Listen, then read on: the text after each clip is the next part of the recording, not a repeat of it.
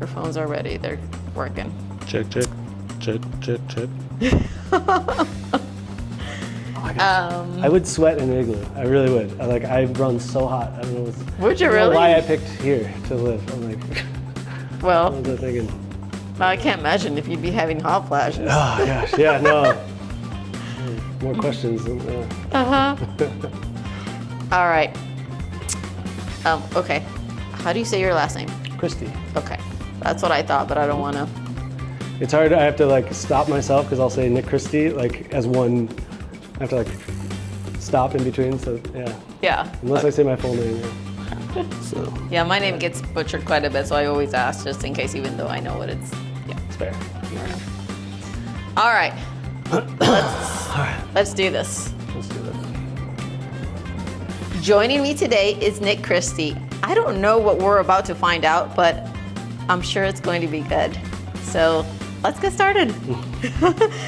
Nick, can you tell us a little bit about yourself? Well, what do you want to know? You tell me. You tell you? Okay. Gosh. Well, I'm a Sagittarius.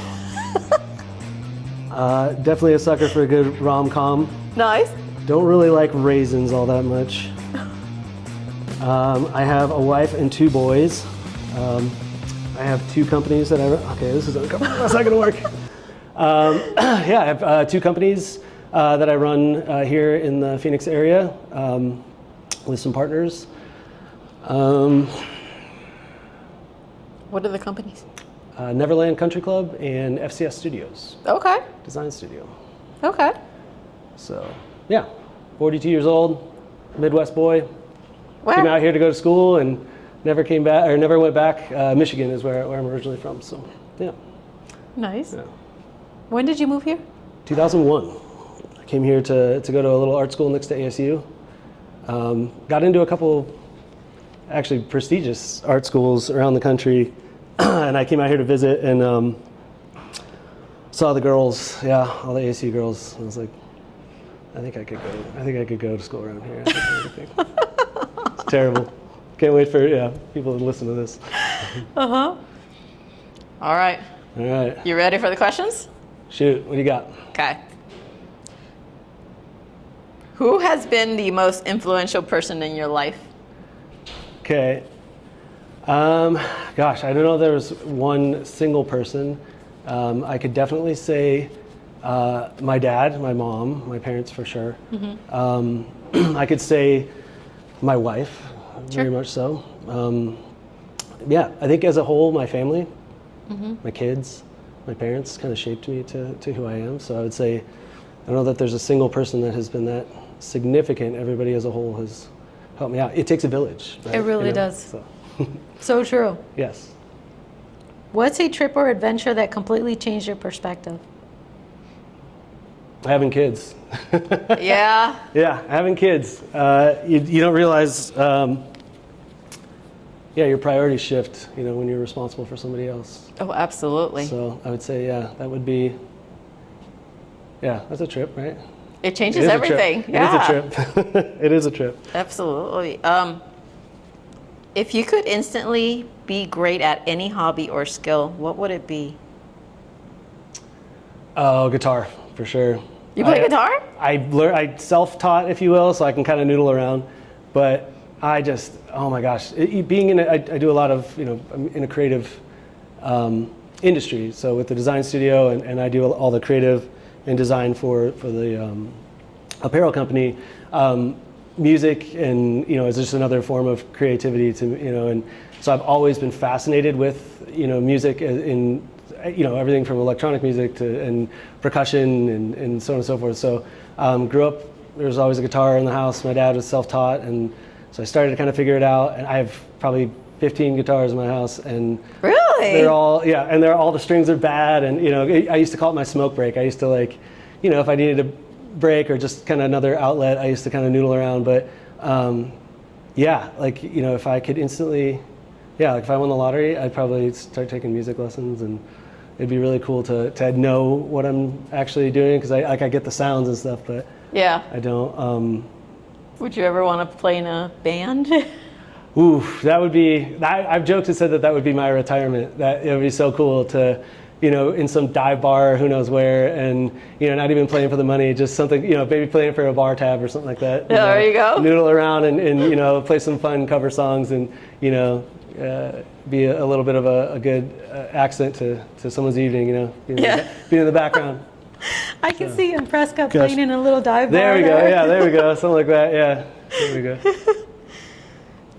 If you had a pet parrot, what would you teach it to say? Oh, dirty stuff, for sure. Of Absolutely. course. It would be cuss words or slang or, anything that would, well, maybe not cuss, I don't know. Is it my bird? Like I could have it at the office? Because if it's at the house, I'd probably have to, I'd have to. It's PG. yours. Well, it'd be PG. Well, okay, so I gotta take it. Yeah, gosh, okay.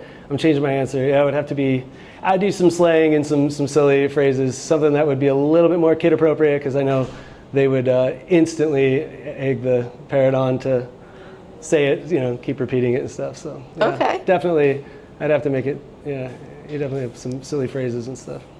I used to have a parrot a couple years ago, and every morning he would say, Yankees suck. Yankees suck? Every morning. Did you taught him that? Or? I did not. Oh my goodness, so you overheard it or something? Oh my gosh, that's awesome. That's awesome. Mine would be probably the kids that they do the hi-ya. Uh-huh. You'd probably do that. So you'd hear down the hall one of the kids would say it, and then you'd hear the parrot, hi-ya. Yeah, that would probably be the catchphrase for the parrot. If you could thank one person who passed away, what would you say to them? Oh gosh, one person that passed away. I would to thank them. Mm-hmm. Gosh, that's a heavy one. Gosh, there's, I'm actually. It's interesting. I'm one of those people that's actually pretty good with death. Yeah. If that makes sense. It's a part of life. So yeah. I don't usually get too. Hung up and torn, it's unfortunate you miss the person and you have a moment of mourning or what have you, but for the most part I feel like I come to terms with it pretty easily. Yeah. But in the completely unexpected, and I know you're not even going to be, I'm not sure you're expecting this either, my wife's cat. What? I was devastated. I don't know how. I hated that cat. Not hated him, but he was annoying. I mean, he was, when I met my wife, it was a package deal. I had my son, and it's like, well, you got Winston, and I got this cat. This is, I have my baggage too, or something like that. But anyway, weirdly enough, when we put him down, oh my gosh, I fell apart. I was like, yeah, it was weird. I'm like, I didn't really like him. Yeah. But, I guess, he meant a ton to, he meant a ton to my wife, and, and he was a big, for the most part, obviously he came with her. So, mm-hmm. They were a package deal. So it was, it was weird. It was kind of devastating, but yeah, I'd probably just thank him and, probably, admit that maybe I did like him a little more than I let on. Was it maybe because he was part of the history when you met your wife and what you guys? Yeah, definitely. I think we didn't have we didn't really have animals growing up, and so, it wasn't really it wasn't a big thing. So, that was like the first kind of animal, especially as a family and a family animal and so on and so forth. So, and it did, probably didn't make matters any better. Without going into the crazy story of it, but she noticed he was sick, and I was like, again, like, he's a cat. He's, those things live for ever, and blah, blah blah. Just leave it alone. And he was really sick, and so we were taking the kids to San Diego for fall break, and we had to put him down. And the way it all played out, we had someone come to the house and put him down, and 20 minutes later we drove to San Diego. So we're like, I think I was stressed about packing and all this and that, and then so the lady comes in, and then it gets real. Yeah. Can you believe it? Gosh, so many people. I'm like, I had this cat. I'm like, I think I was this cat. I think only just because it surprised me so much that. Yeah. But so we put him down, and the kids are screaming. are we leaving yet? How come we haven't left yet? I'm like, we're both going. How do you understand? I'm like, I couldn't watch. Like, I had to walk away. My wife like laid with him and stuff like that. But yeah, that's weird. I wasn't sure how I was going to answer that. Okay. This cat, Hudson. You like that? That's funny. Hudson Hornet. Hudson Hornet. Hudson Hornet. My wife is a big car person, and so all of the animals that she's had have had car names. She had a dog named Charger. Oh. So she's yeah. You don't want me naming the dog these animals. I'll give them goofy names. So anyway. All right. So this is the question that we ask every single one of our guests. It's a little more of a deeper question. Okay. Have you had a testimony from God? Have I had a testimony from God? Like a spiritual experience, or like a... Like maybe it's something that he has shown you, or like that you experienced that brought you closer to him, or... It's interesting because as a family, we're exploring faith right now, going back to church and kind of seeing what that, I grew up going every Sunday, hated it, of course, like every kid would. But I would say that the faith as a community, I even jokingly say, going to church is group therapy. But I would say faith from the community aspect is something that I think has been very, very impactful. I can see why my parents, I see why they, took us, because there's, having that like-minded humility and honesty and, admitting faults kind of in a way that, we're not perfect, we're trying to be better. And doing that in a group setting it can be, therapeutic, it really can. Mm-hmm. So, I would say just the community of it as and now that we're doing it, and now with having a family and seeing the value and seeing the reward and the all that it has to offer. So that would be probably kind of exploring that right now. Yeah. Have you had a close relationship with God personally yourself? No, I can't say I have. I think that's actually something that I again am exploring, as we speak. It's something that absolutely. And my parents would give me a hard time if they were when they see this, if they watch this.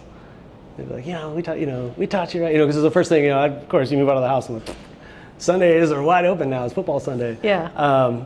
Goodness. But no, it's I think it's part of the maturation and the adulthood, and not like I'm acting like I got more sand on the bottom of the hourglass now, like I'm getting that old. Hopefully I'll be around for a while, but yeah, it's as you get older, especially having kids, it starts to it gets you thinking, and I do I wouldn't say I'm a, what do you call it, like a bohemian or a like into lotions and potions, or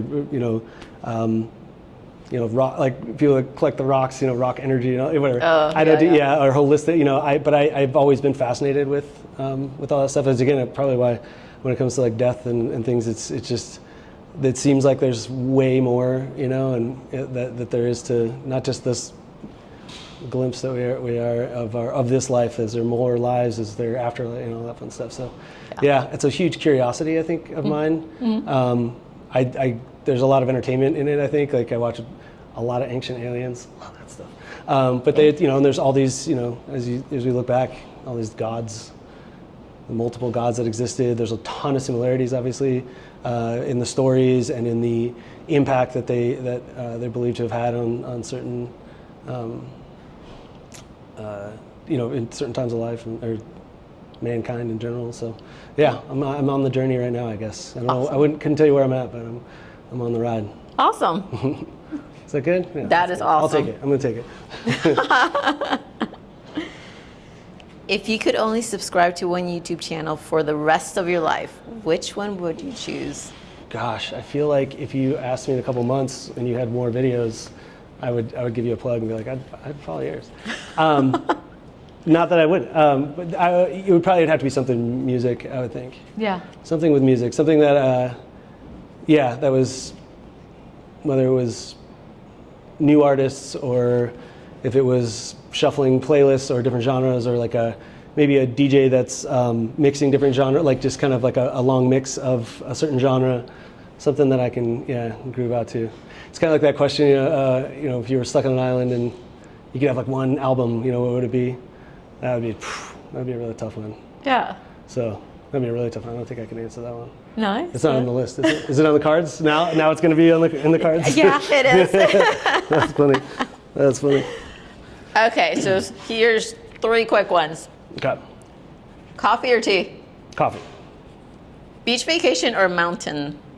I would like to be on a beach with mountains behind me, Oh, Like, think like Laguna Beach or something like that. There you go. I can get the best of both worlds. exactly. It's selfish, but that's what I want. Early bird or night owl? I don't know if I fall into either of them. My wife hates how spry I am in the morning.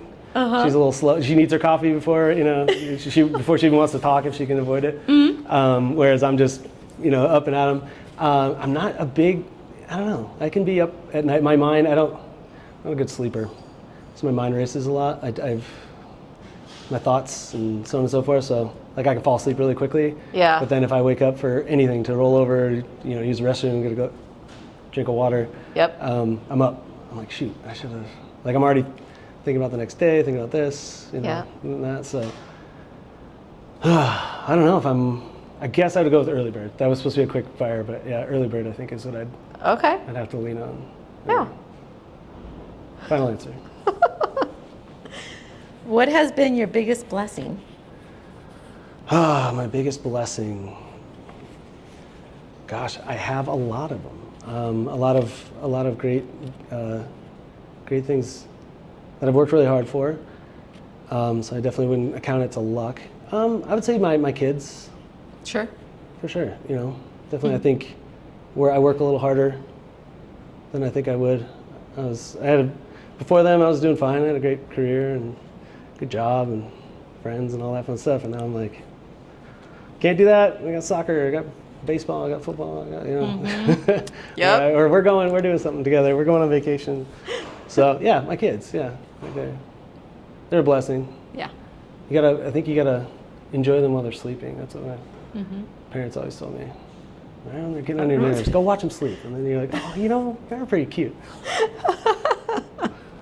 Yeah. What's the dumbest thing you've ever done for a dare?